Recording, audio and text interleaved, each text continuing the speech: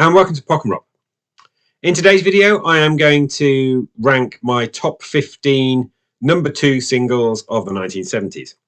I've done one of these before for the 1980s, and they take a fair bit of time to pull together because, as you may know from watching the previous one, once I've ranked them, I then apply a whole system of overcomplicated qualifiers, such as, has the artist ever achieved a number 1? Was it in the same decade?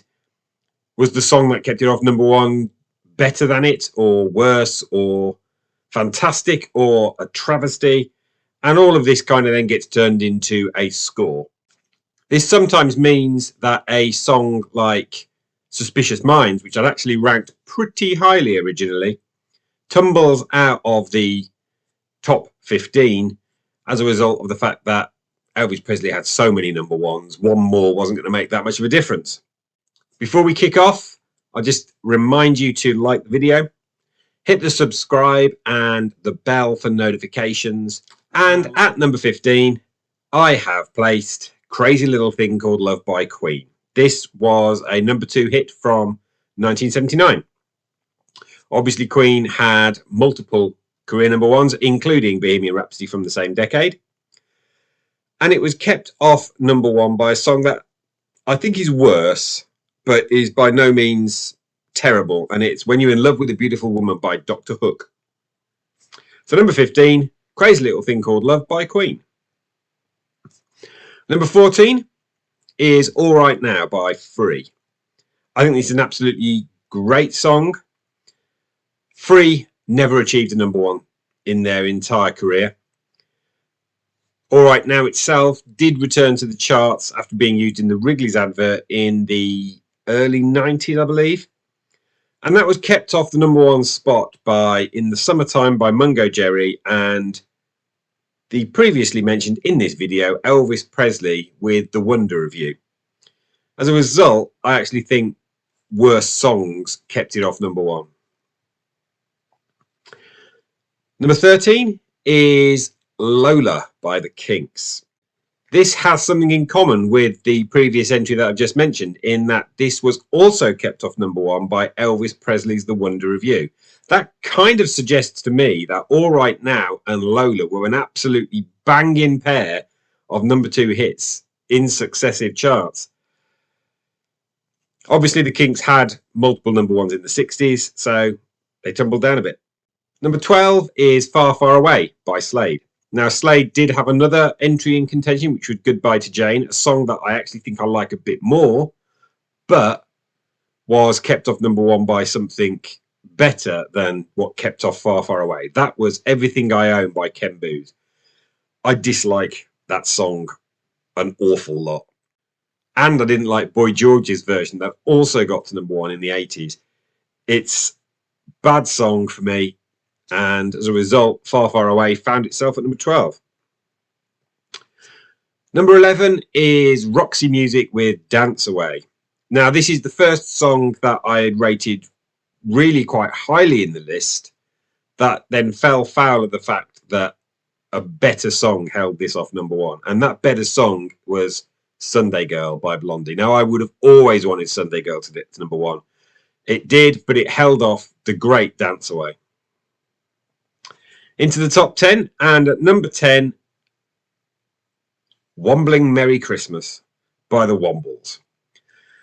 This is one of my all-time favourite Christmas songs, and the song that kept it off number 1 is also a Christmas song, and it was Mud's Lonely This Christmas, which is such a miserable, horrible Christmas song that you can only consider it to be a much worse number 1 than the Wombling Merry Christmas would have been. And number 9 is Sir Duke by Stevie Wonder from the album Songs in the Key of Life, which is one of the greatest albums of the 70s. It would have been one of the greatest number 1s of the 70s had it actually reached it, but it was held off by Denise Williams and her song Free. I can't really qualify whether or not this was better or not because I don't think I've ever heard the song. However, the fact that I've not heard it suggests that this is not receiving radio play in the 47 years that I've been alive like Sir Duke does. And so It's got to be worse, hasn't it? Let me know in the comments below if I'm wrong on that. If it's an absolutely great song, maybe I should check it out and see whether or not I'm wrong.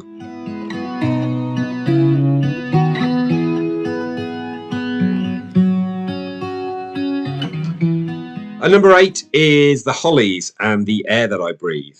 Now, this fell foul of being a cover song, and also the fact that the Hollies achieved a couple of number ones over their career.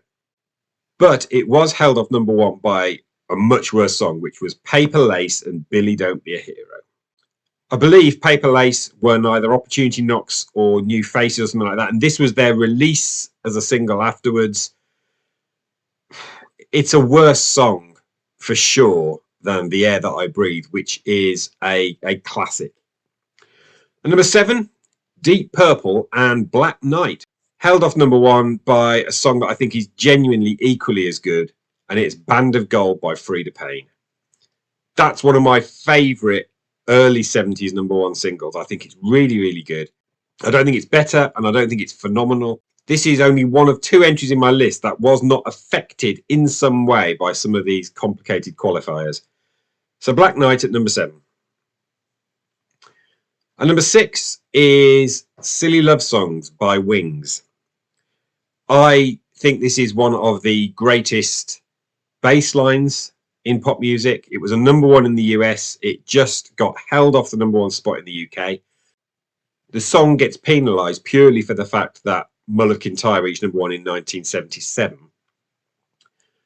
But it also gets a fair few points back from the fact that what kept it off number 1 was both a kind of a cover song, but also a travesty in terms of what's reached the top. And it was Combine Harvester by the Wurzels.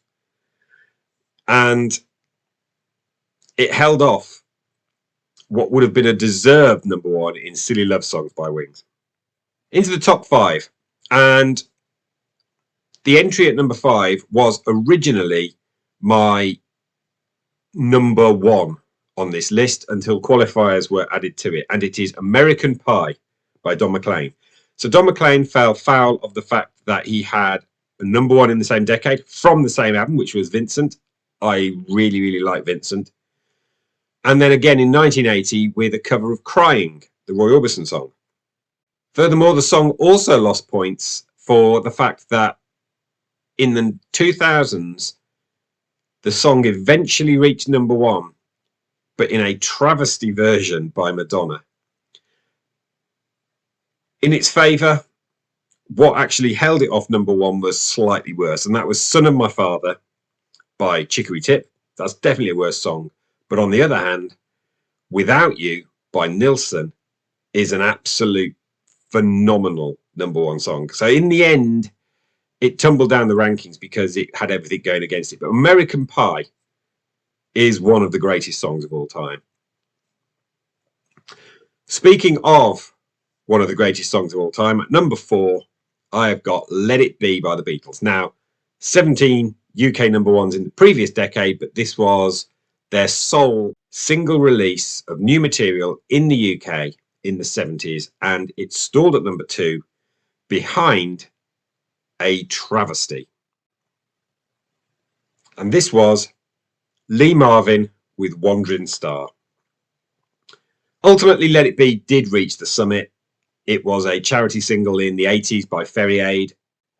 Number 3 is a band that never achieved number 1, and it's Squeeze, and it was Up the Junction. One of my favourite story songs of all time, one of my favourite new wave songs of all time. The song that held it off number 1 is, in my opinion, as good, and that's Our Friends Electric by Tubeway Army. That would have been a really good 1-2 in the charts. But Squeeze never achieved a number 1 single. Up the Junction and, of course, Cool for Cats were the closest they got, both number 2 hits in 1979, but Up the Junction holds the edge for me. At number 2 is an artist who did achieve a number 1, 17 of them as part of the Beatles. It is Ringo Starr. And the closest he got to the summit was Back Off Boogaloo. Now, that's an absolutely great song. If you don't know Back Off Boogaloo, you really ought to find a way of checking it out. Held off number 1 by a travesty, which was the Royal Scots Pipe Band's version of Amazing Grace. Now, I think Amazing Grace is a great song. I do not think that the pipe band Amazing Grace warranted a #1 hit single, particularly as it would have been rather wonderful for Ringo to have achieved a UK #1 single. And that leaves us with #1, which is Oliver's Army by Elvis Costello and the Attractions. Elvis has never achieved a UK #1 single or album, although that could change in a week's time when A Boy Named If is released. I doubt it's going to rise to the #1 slot, but you never know. It might achieve #1 physical sales. Held off #1 by 2 different songs. One of which was Tragedy by the Bee Gees, which I think is an absolutely great song. But the other of which, and I know I'm in the minority on this, was Gloria Gaynor's I Will Survive, and I hate that. I think that's an awful song. I don't think it's a travesty. I can see why it's a hit, but it's certainly a worse #1 for me. And that led to Oliver's Army climbing to the summit of my greatest #2s of the 1970s. So that concludes my top 15 #2 singles of the 1970s. Let me know in the comments what you think about it. Is there anything I have missed off that was great? Anything you want to defend that I have slacked off in this video? Let me know in the comments. Before I go, I'll just remind you once more to like the video, subscribe, and hit the bell to receive notifications. But until next week,